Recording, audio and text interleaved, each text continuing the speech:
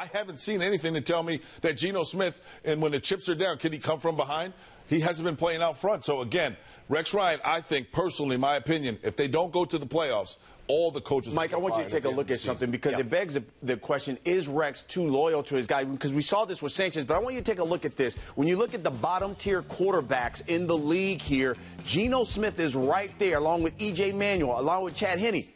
Of those three, two of them are benched. Geno's the only one still starting, and you look at his numbers are worse than Manuel's and worse than Chad Henne, but yet he's still starting. Yeah, but this doesn't surprise me because when we came into the season, we knew that this was going to be the case, that once you go to Michael Vick, you're saying something about Geno Smith's future, and they're afraid what's going to happen. Now he's going to tail off now, and you look at those other guys. The reason Chad Henne's not starting is because Blake Bortles looked excellent in the preseason, looked good in relief when he came on for him. And E.J. Manuel, that offense has weapons, and they didn't even ask a lot of E.J. Manuel. We talked about that last week, that they wanted him to basically hand off, play action, hit a guy, and he wasn't doing that. With this Jets offense, there aren't weapons to me. This is a problem that goes with the free agents. I get what you're saying, but I think you still got to have them play it out and see what you're going to get from. Because I agree. Once you put him on the bench, and you Geno play it out. Once you put, see, you're in it. You're in it now. You're in it now, man. If there's any year when you can win the division, it's now. New England's vulnerable. Hey, Buffalo, they gave E.J. Manuel 2 games and said, all right, enough, because they can see this division's vulnerable. Why not? They're going to Kyle Orton of all people. Here's the problem with all of this, letting Geno play.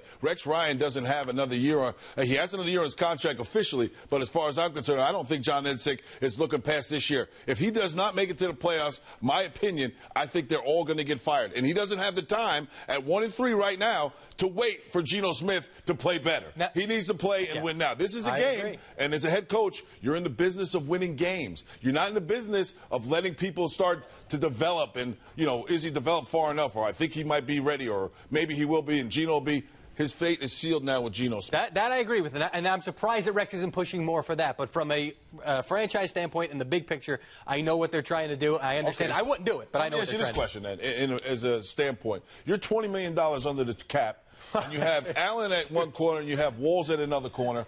Why hasn't it went out and got somebody for Rex Ryan? Now, is it because of Rex Ryan, he doesn't want him to succeed, or is it because, he believes in Antonio Allen and Walls? I'm No, because some of that's going to come back to him. If that's his plan, that's a terrible plan. Now that's a different argument, and I totally agree with you on that one.